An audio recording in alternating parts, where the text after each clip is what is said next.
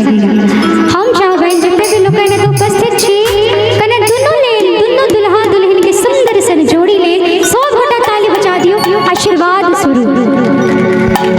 तुलसी की सेवा चंद्रमा की पूजा, कजरी चेता आंगनवा में गूंजा।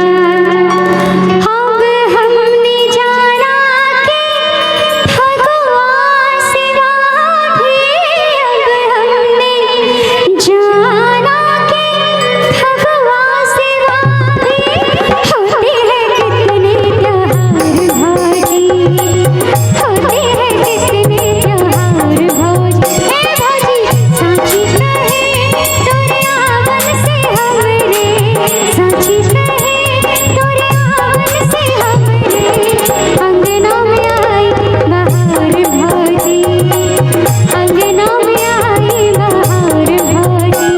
हर लक्ष्मी की सूरत ममता की मूरत, लक्ष्मी की सूरत ममता की मूरत, लाखों में एक हमार भौजी, लाखों में एक हमार भौजी।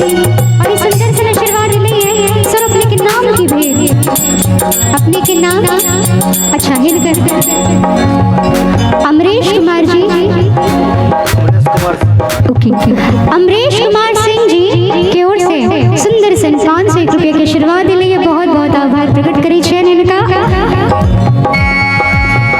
इनकर बड़का भाई जी छथि, भाई जी के हमरा ओर से प्रणाम गोर लागे छे अपने के।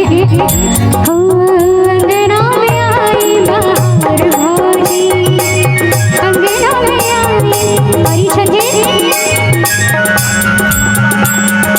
लड़की के एक ई छथि लड़की के पिताजी, ई छथि लड़की के पिताजी, उनका ओर से फिर से सुंदर से 501 रुपये के सुंदर से आशीर्वाद लिए बहुत बहुत आभार प्रकट करी छिए। साची कहे तोरे आवन से हमरे, साची कहे तोरे आवन से हमरे अंगना में आई बहार भौजी, अंगना में आई बहार भौजी। हर लक्ष्मी की सूरत ममता की मूरत, लक्ष्मी की सूरत ममता की मूरत। लाखों में नहीं बोलूंगी, करोड़ों में एक है कि करोड़ों में एक हमार भौजी, करोड़ों में एक। और ये छठे लड़के के पीसा जी और लड़का के फूफा श्री जी, मामा श्री जी। अच्छा लड़का के मामा श्री जी दोनों हाथ इनकर लाल से, दोनों हाथ में दो ही छैन इनका। वाह उनको ओर से सुंदर सन 501 रुपये के आशीर्वाद बहुत बहुत आभार।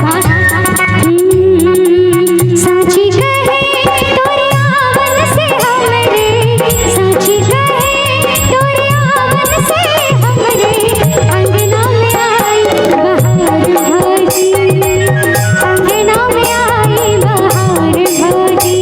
हर लक्ष्मी की सूरत ममता की मूरत, लक्ष्मी की सूरत ममता की मूरत, करोड़ों में हमार भौजी, लाखों में एक हमार भौजी।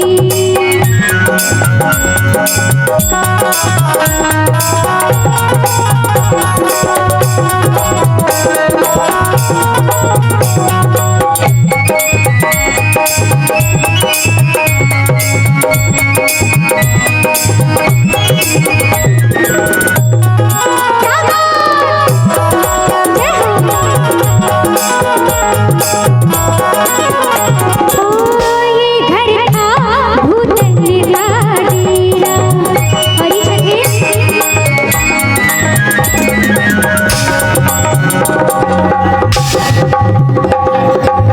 ये छठे लड़का के छोट जीजा जी, उनको ओर से सुंदर सन 501 रुपया के आशीर्वाद लिए अपने के बहुत बहुत आभार प्रकट करी छिए। अहिना अपन प्यारा आशीर्वाद बनी रहे।